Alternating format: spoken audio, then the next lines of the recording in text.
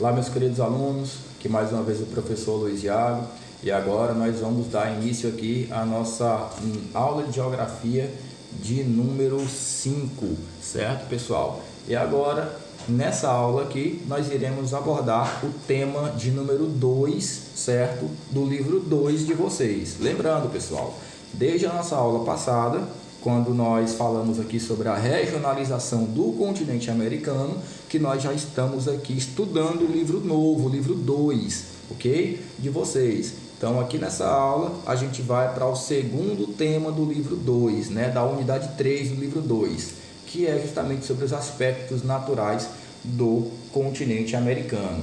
Então, aqui nós temos um continente marcado por uma grande diversidade, né, de relevo, de uma grande diversidade de formas de relevo, de climas e também de tipos de vegetação. Na verdade, aí com uma vasta extensão territorial, né, e áreas tanto nos hemisférios norte e sul, a América ela apresenta essa grande diversidade de relevo, de climas e também de vegetações. E, claro, as características naturais do continente americano foram importantes, né, para o processo de ocupação e para a constituição dos diferentes modos de vida que existem, né, no nosso continente. Isso por quê, pessoal? Porque nós vamos ter, com as próprias condições naturais de todo tipo de continente que existe no mundo, a criação de áreas de ecumenos e as áreas de anecumenos. O que seriam essas áreas de ecumenos? Áreas de ecumenos são aquelas áreas que são muito propícias para o desenvolvimento da vida, que apresentam climas mais amenos, que têm solos férteis e próprios para a agricultura, regiões com muitas planícies adaptadas para a produção agrícola, enquanto o que nós chamamos de áreas de anecumenos são aquelas regiões do mundo, certo, que apresentam condições naturais muito hostis, né, para a manutenção da vida. Ou seja, eu falo aqui de regiões muito montanhosas, de relevo muito inclinado, que vai ser quase que impróprio para a construção de residências, né, regiões muito próximas aos polos, tanto ao Polo Norte como ao Polo Sul, em que os climas vão ser frios o ano todo, que vai ser impróprio para a manutenção da vida, para o desenvolvimento de práticas agrícolas, para a criação de animais através da pecuária, tanto intensiva como extensiva. Então, áreas de ecumenos são áreas propícias para o desenvolvimento da vida, e áreas de anecumenos são as áreas mais inóspitas, mais hostis para o desenvolvimento da vida e da própria sobrevivência do ser humano. Ok? Então, temos aqui no continente americano 4 grandes conjuntos de relevo. Ao oeste do continente americano, eu vou ter aí a presença das altas cordilheiras, certo? Basicamente ali na costa do Oceano Pacífico.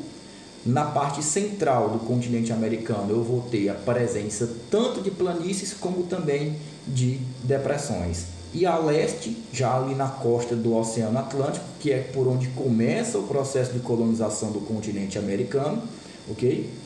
Nós temos ali os planaltos e as antigas montanhas. Pessoal, só falando aqui, só dando uma outra observação, né? Um pequeno bisuzinho. Geralmente, quando vocês ouvirem falar em geografia, em montanhas mais jovens ou então montanhas mais antigas, a gente vai estar se referindo ao que nós chamamos de dobramentos modernos ou então dobramentos antigos, ok? O que seriam esses dobramentos modernos? Seriam grandes cadeias montanhosas, certo?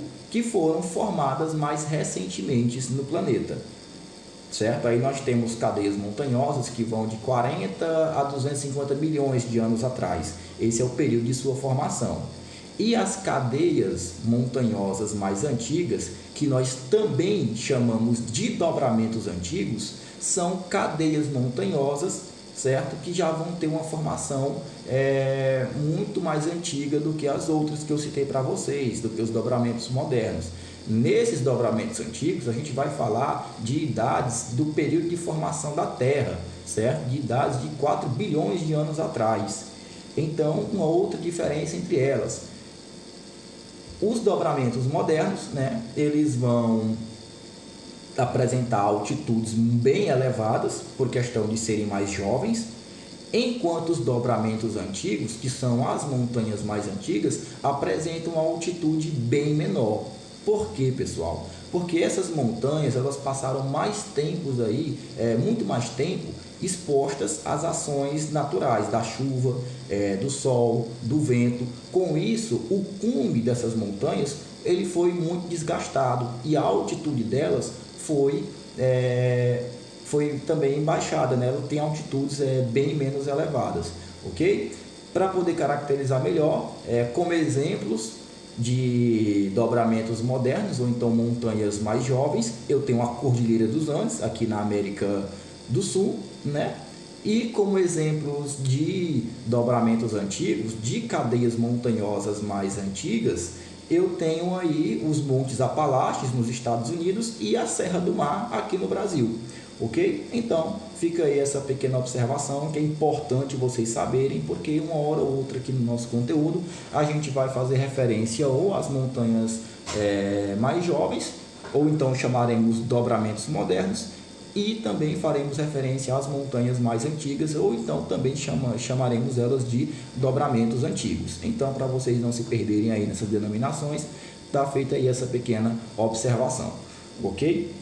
Então, bem, pessoal, como então eu dizia aqui, né, as condições naturais do continente americano foram fatores decisivos para a propagação da vida dentro do nosso continente, né? O relevo e a hidrografia do continente americano foram aí fatores importantes nesse processo de ocupação das terras do continente e exerceram aí uma forte influência na forma de distribuição da população pelo continente, ok? Claro, a população do continente vai procurar se concentrar naquelas regiões mais baixas, mais planas, certo? Que oferecem maior proximidade com grandes cursos de água, ao invés de procurarem habitar as regiões mais montanhosas, que vai ter um ar mais rarefeito, certo? A pressão atmosférica vai diminuir conforme a altitude ela aumenta. E conforme eu tenho uma redução da pressão atmosférica, o oxigênio ele também vai diminuir, né, pessoal?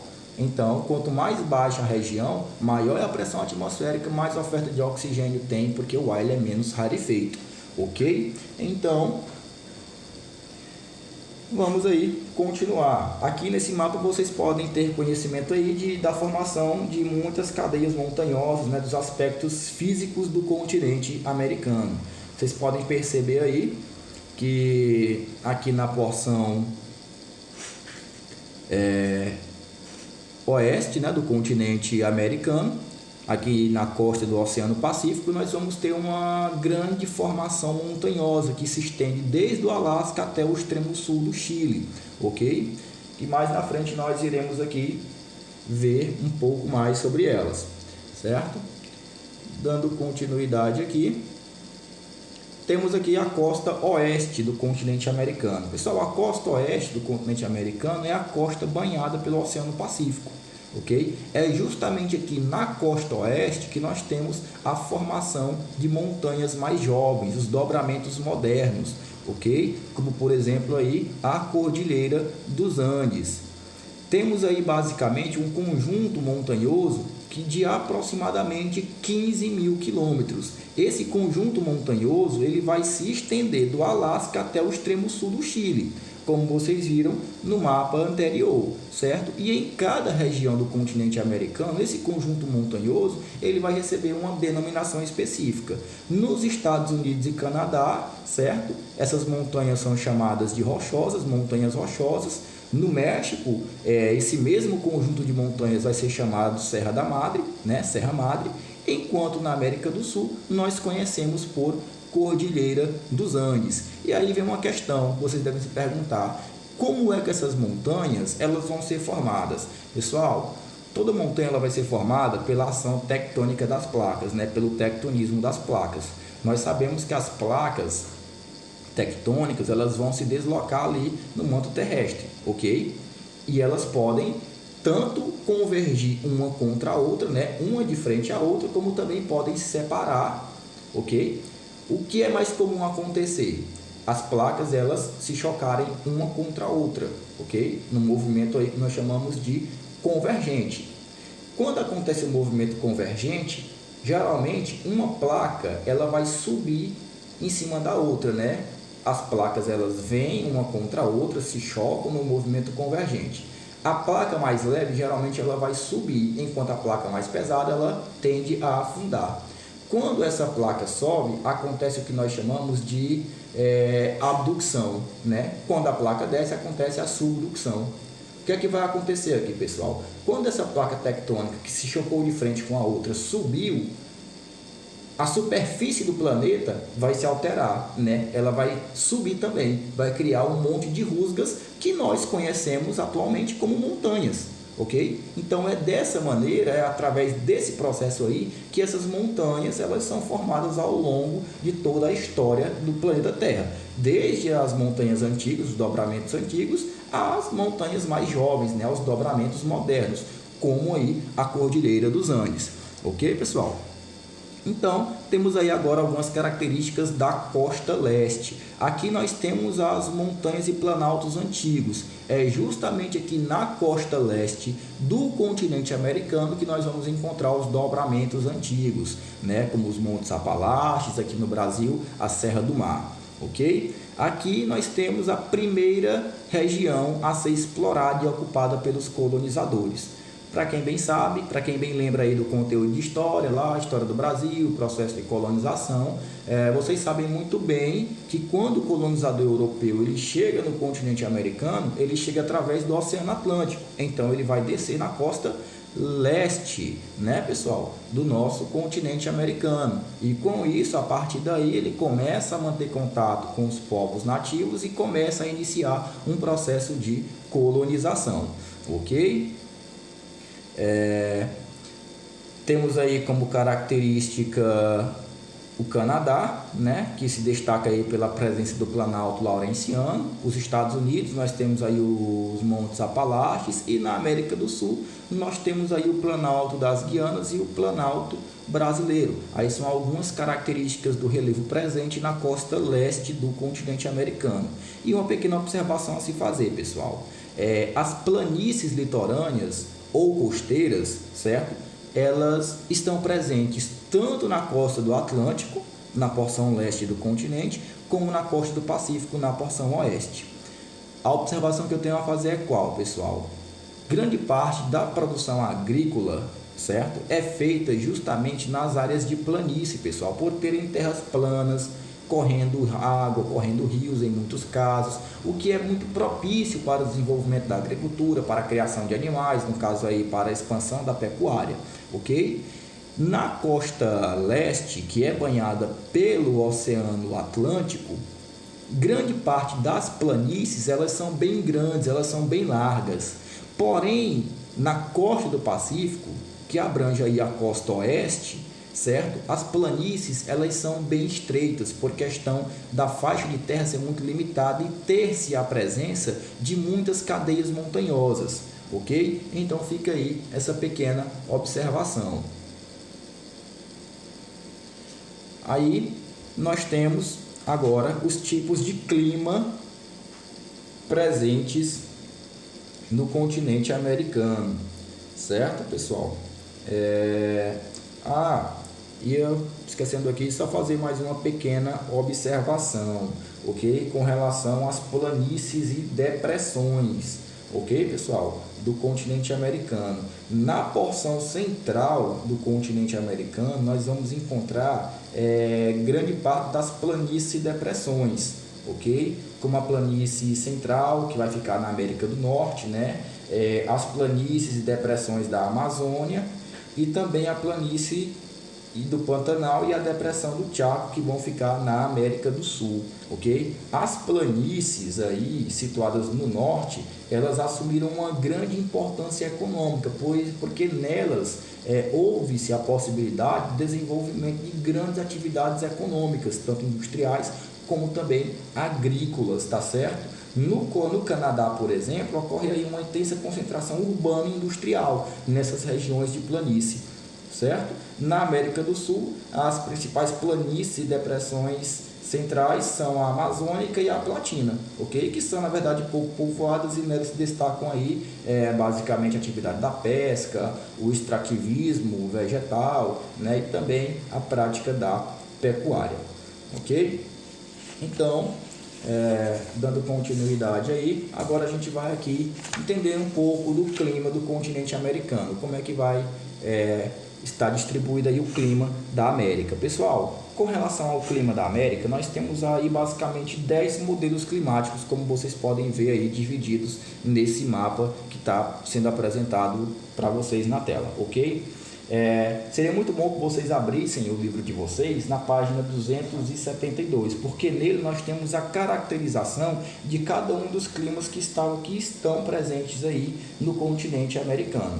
Certo? No continente americano eu vou ter aí a presença do clima equatorial, do clima tropical, clima subtropical, um clima desértico, certo? O clima semiárido, que nós temos grande conhecimento do clima semiárido do Nordeste brasileiro, ok?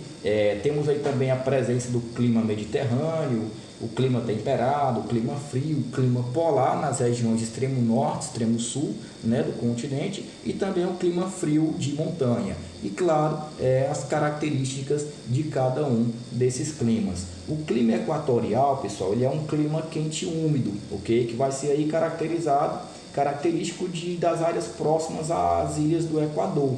Ok? Esse clima ele vai apresentar aí uma alta pluviosidade, né? Uma grande intensidade, um grande regime de chuvas, e essas chuvas elas geralmente são bem distribuídas por todos os meses do ano. Ok? Eu não vou ter períodos secos e períodos chuvosos, eu tenho aí uma distribuição mais igualitária das chuvas ao longo do ano, certo? O clima tropical ele apresenta aí temperatura média anual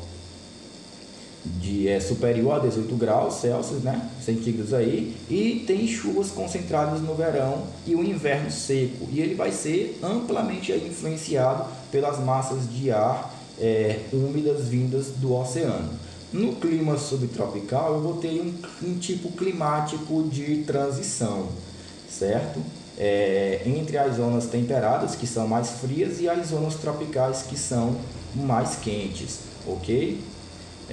Tem aí nesse clima invernos amenos e verões bem quentes, né? E o registro aí de uma temperatura média anual em torno de 18 graus e chuvas que também são bem distribuídas ao longo de todo o ano. O clima desértico ele tem suas principais características, como a escassez de chuvas, né? E as altas temperaturas durante o dia. Temos aí temperaturas superiores a 30 graus durante o dia, e à noite um frio extremo que pode cair abaixo de zero, como é muito comum e característico de regiões desérticas. Temos aí exemplo o Atacama, né, aqui na América do Sul, ok? O clima semiárido normalmente ele é um tipo climático de transição, né? O clima semiárido geralmente é um clima de transição entre o clima desértico e o clima temperado ou subtropical. Ok? A exceção aí é feita ao semiárido do Brasil, que abrange aí a região nordeste do nosso país, da nossa região nordeste, ok? Onde não há deserto. Aqui nós temos um clima quente, com a temperatura média anual que é superior a 25 graus, e as chuvas elas são escassas e geralmente mal distribuídas ao longo do ano. Isso é uma característica do clima aqui na nossa região nordeste. Temos aí uma boa parte do ano marcado por uma escassez muito grande de chuvas, e as partes mais de inverno, que nós chamamos aqui de inverno, né, que vai de dezembro para praticamente até o mês de março, temos aí o período mais chuvoso, como ainda estamos passando por esse período chuvoso esse ano aqui, certo?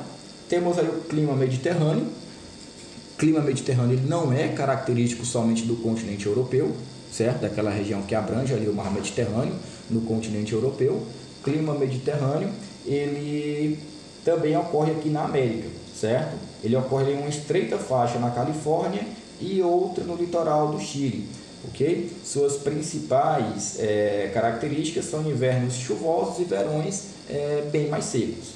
Clima temperado, Em geral, nesse tipo aqui, o verão ele é quente e o inverno ele é muito frio, certo, pessoal? Então, as estações do ano aqui são bem definidas e as chuvas são concentradas no verão e na primavera. Temos aqui o clima frio, certo? Que é próprio das altas altitudes e caracteriza-se aí pelas temperaturas médias anuais muito baixas, geralmente temperaturas que vão estar aí abaixo de 10 graus no verão. E o inverno geralmente também é longo e muito rigoroso, certo? O clima polar ele vai se caracterizar ali pela temperatura média anual muito baixa, geralmente temperatura abaixo de zero, né? Abaixo de 10, menos 10, abaixo de zero. As precipitações, que são no caso as chuvas, precipitações e chuvas são a mesma coisa, ok, pessoal? Ocorrem aí de forma de neve e o solo geralmente ele vai ser coberto por gelo e neve todas as estações do ano. Nesse clima polar aqui é muito característico o que nós chamamos de permafrost, né? O solo de permafrost, que seria aquele solo congelado. O permafrost, na verdade, é uma mistura de duas palavras. Perm significa permanente, frost congelado. Então temos aqui um solo permanentemente congelado. Nesse solo de permafrost, geralmente nós temos compactado água, terra, gelo e também espécies vegetais e animais, em alguns casos que congelam juntamente com o solo, ok? Então fica aí essa observação. E o clima frio de montanha, certo? Que é predominante no oeste do continente, nas áreas mais elevadas das montanhas rochosas, da Cordilheira dos Andes, e apresenta aí baixas temperaturas durante todo o ano, ok? E aí agora a gente aborda aqui um pouco sobre a vegetação do continente americano. Primeira coisa, pessoal, a vegetação original de uma região, ela vai ter uma dependência muito grande do seu relevo, da hidrografia, do clima e do solo.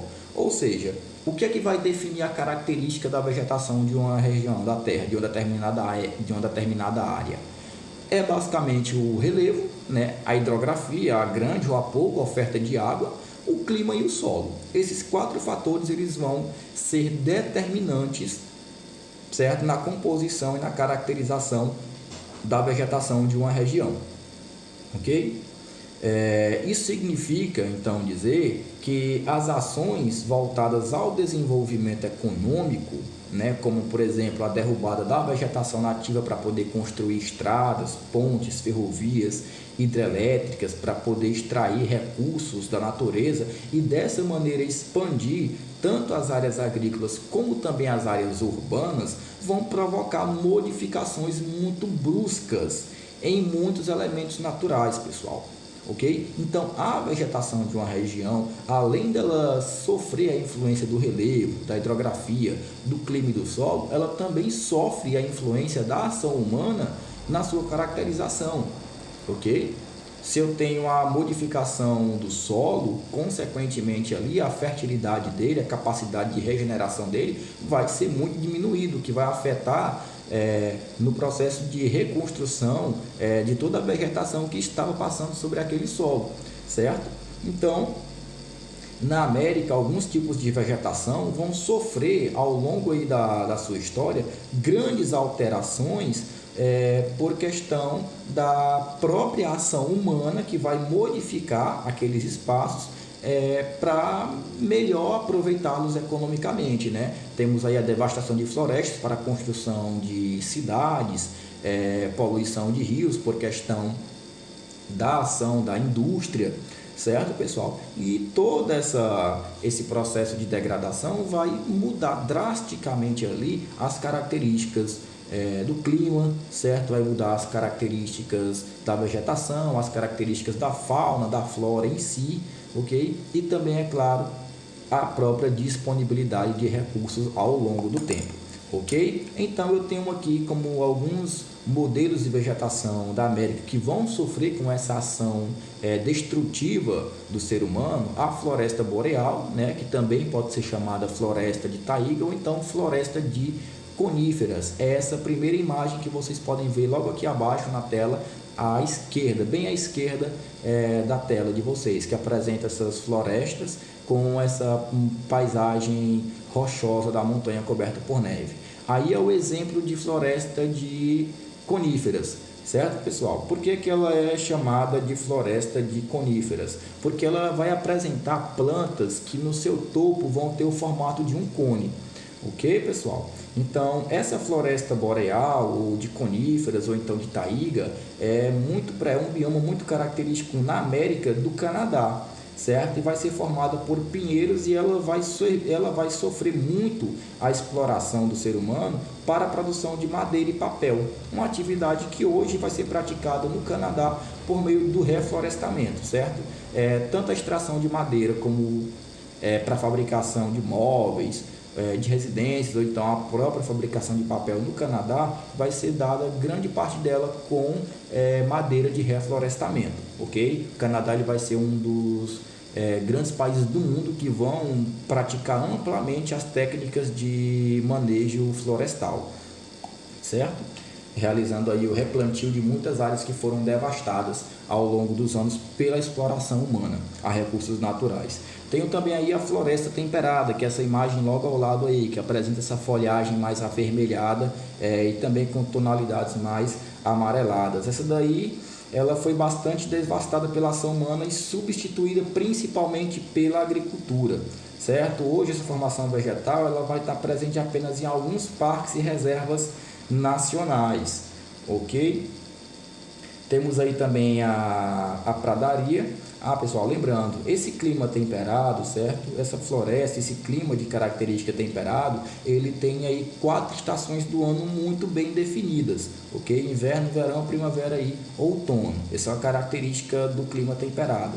No caso aí das pradarias, nós temos aí um tipo de vegetação que também vai ser bastante devastado, principalmente para a prática da agricultura, como o cultivo de grãos e cereais como trigo, soja, milho, ou então para a própria prática da agropecuária, certo? Para a criação de animais. A região central dos Estados Unidos, que era coberta por pradaria, ela apresentava um solo bastante fértil e por isso atualmente ele possui, uma região que possui uma das agriculturas mais bem produtivas do mundo, ok? Essas pradarias, como vocês podem ver nessa imagem que está logo acima desse campo aberto, justamente uma planície vasta. Ela é uma planície vasta, uma planície aberta, que não tem muitos sinais de árvores, é basicamente uma área muito plana, ok? No Brasil, nós temos aí a presença dessas pradarias na região extremo sul do nosso continente, certo? Rio Grande do Sul.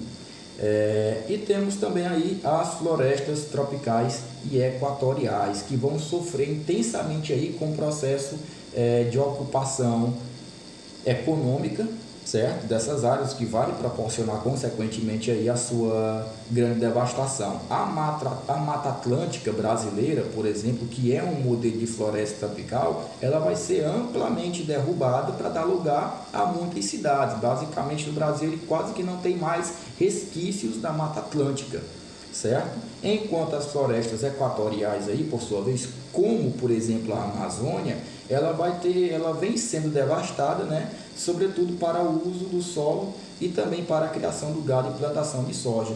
Temos aí, no caso da Amazônia, na região norte do país, um grande avanço da pecuária, da criação de animais, gado principalmente, em território amazônico, o que proporciona aí uma grande derrubada da floresta, para ser dado lugar a pastos para a criação do animal, que consequentemente aí vai proporcionar um grande desequilíbrio ambiental e ecológico de proporções gerais para o país, ok?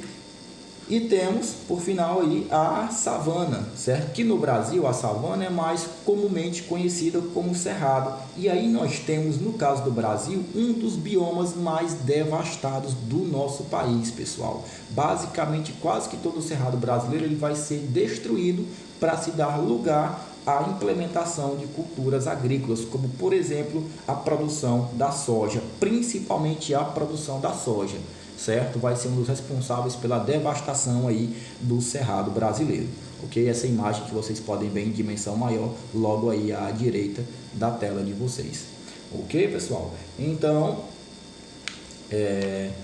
fechamos aqui, encerramos aqui a nossa aula de hoje, e na próxima aula nós começaremos a abordar outros assuntos aqui do livro 2 de vocês. Especificamente, a gente vai começar aí a falar sobre a economia, ok?